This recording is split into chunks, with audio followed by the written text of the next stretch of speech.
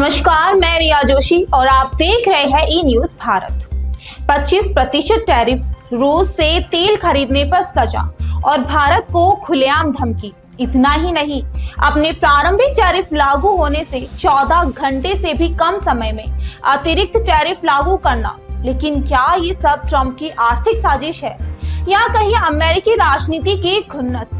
America in दिनों अपनी सारी हदें पार करता चला जा रहा है, जहां उसने भारत पर 25% टैरिफ और बढ़ाकर भारत को झटका दिया है। वहीं टैरिफ अब 25 से 50% हो गया है, जिसके बाद माइकल कुगलमैन, जो कि अमेरिका की ही एक वरिष्ठ विदेश नीति विशेषज्ञ है, उन्होंने ऐसे सवाल किए जो ट्रंप की नीयत पर सीधा वार करते हैं। तो आइए जानते हैं क्या है पूरा मामला।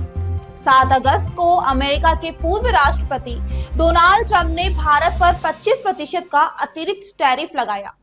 वजह बताई गई रूस से तेल खरीदना। इतना ही नहीं, उन्होंने भारत को गैर जिम्मेदार ऊर्जा भागीदार तक कह दिया। अब ये फैसला भारत के मरीन, टेक्सटाइल और फार्मा सेक्टर पर असर डालेगा, वो भी एक ऐसे वक्त में जब दोनों देशों के संबंध राजनीतिक साझेदारी की तरफ बढ़ रहे थे। लेकिन अब माइकल कुगलमैन ने अमेरिकी राजनीति का काला सच सामने रखा है। उनके अनुसार ये टैरिफ नहीं बल्कि ट्रंप की ईर्ष्या और आत्म प्रशंसा की भूख का नतीजा है।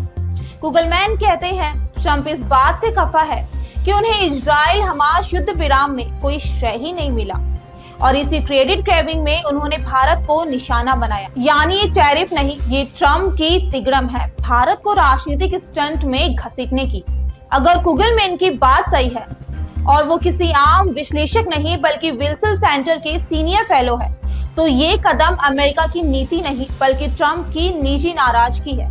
ट्रंप चाहते थे कि जब 2 हफ्ते पहले गाजा में सीज फायर हुआ तो उन्हें अमेरिका में पीस मेकर घोषित किया जाए, लेकिन वो सारा श्रेय बाइडेन और संयुक्त राष्ट्र को मिला।